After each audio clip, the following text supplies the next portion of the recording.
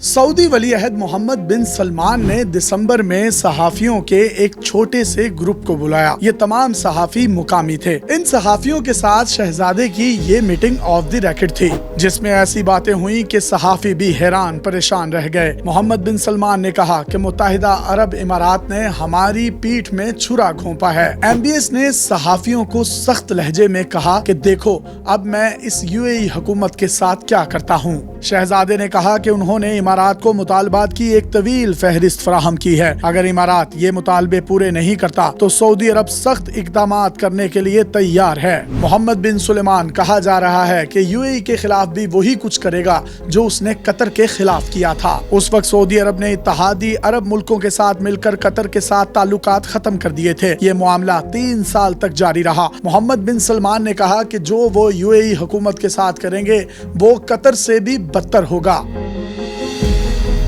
Saudi शहजादे मोहम्मद बिन सलमान और UAE के सदर अल ज़ैद अल नहान के दरमियान गहरी दोस्ती थी। UAE के सदर को मोहम्मद बिन सलमान का सरपरस्त भी कहा जाता है, लेकिन इन दोनों में दूरियां पैदा हो रही हैं। इनमें अब दरार की बातें बाहर आना शुरू हो गई हैं। दोनों की लड़ाई मशरिक वस्ता और आलमी तेल की मंडियों में बालादस्ती के लिए जद्दोजहद की अक्कासी करती है। ये दोनों शाही खानदान इस बात पर लड़ रहे हैं कि मशरिक वस्ता में दोनों में से किसकी ताकत ज्यादा है। दोनों ही मशरिक वस्ता के बड़े प्लेयर्स बनना चाहते हैं। अगरचे अब भी दोनों के दरमियान कुछ मामलात पर तामुन मौजूद है, लेकिन फासलों में इजाफा हो रहा है। दोनों एक प्लेटफॉर्म पर इकट्ठे नहीं होते। अब हालत ये हो चुकी है कि ये दोनों एक दूसरे की शक्ल देखना भी गवारा नहीं करते। दोनों ने यमन में जंग तो एक साथ शुरू की थी, लेकिन अब उनके मुफादात अलग अलग हैं, जिसकी वजह से अमन का कोई भी पायदार मुआहिदा नहीं हो पा रहा।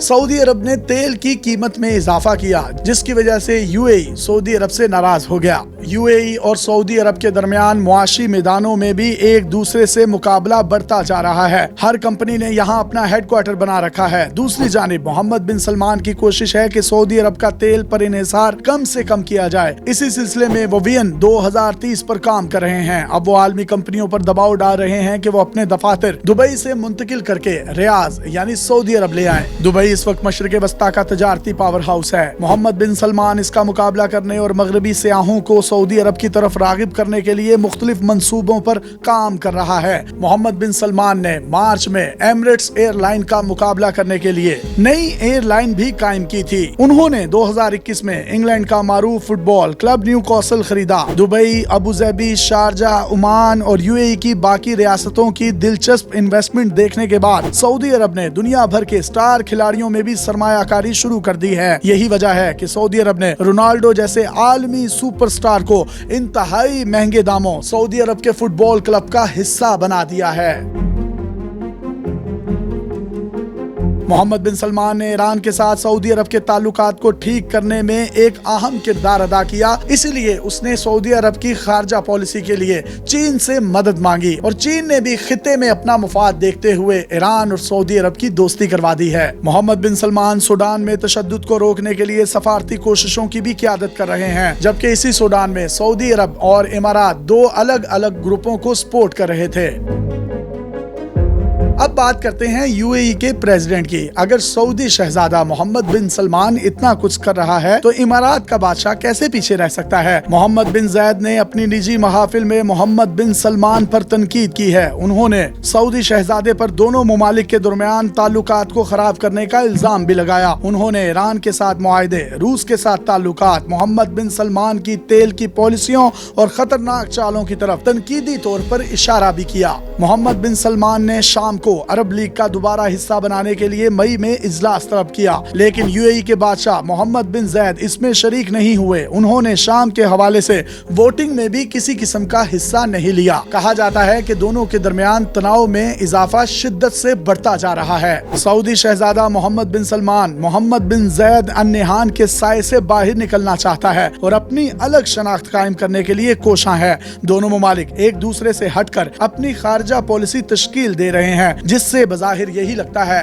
کہ UAE اور سعودی عرب کے درمیان مستقبل قریب میں حالات مزید خراب ہوں گے۔ سعودی عرب اور UAE اپنے آپ کو اتحادیوں میں سب سے قریبی سمجھتے ہیں، اس کے باوجود ان کے تعلقات اتار چڑھاؤ کا شکار ہیں۔ امارات نے 1971 میں برطانیہ سے آزادی حاصل کی تھی، لیکن UAE کی آزادی سے پہلے ہی سعودی عرب اور UAE کے تعلقات خراب تھے۔ سعودی عرب نے کئی برس تک امارات کو اسٹیٹ تسلیم ہی نہیں کیا۔ سعودی عرب اور UAE کے درمیان تیل کی دولت سے مالا مال علاقوں پر بھی تنازعات موجود ہیں۔ پچھلی چند دہائیوں میں UAE نے بے شمار ترقی کی تو سعودی عرب بھی ترقی کی راہوں پر گامزن تھا۔ دونوں بادشاہوں نے بیک وقت عروج دیکھا اور اپنی اپنی ریاستوں کو زمین سے آسمان پر لے گئے، اور اس کے ساتھ ساتھ دونوں ممالک ایک دوسرے کے قریب سے قریب تر بھی ہوئے۔ محمد بن زید کے بڑے بھائی اور امارات کے حکمران شیخ خلیفہ بن زید کو 2014 میں فالج کا اٹیک ہوا، جس کے بعد محمد بن زید النہان ملک کے حقیقی حکمران بن گئے، جبکہ دوسری طرف 2015 میں سلمان بن عبدالعزیز سعودی عرب کے بادشاہ بنے۔ انہوں نے کچھ ہی عرصے بعد اپنے جوان سال بیٹے یعنی محمد بن سلمان کو اپنا ولی عہد نامزد کر دیا۔ ان کی عمر صرف 29 سال تھی۔ ایسے میں UAE کے حکمران محمد بن زید نے انہیں اپنی سرپرستی میں لے لیا اور ان کی رہنمائی شروع کر دی۔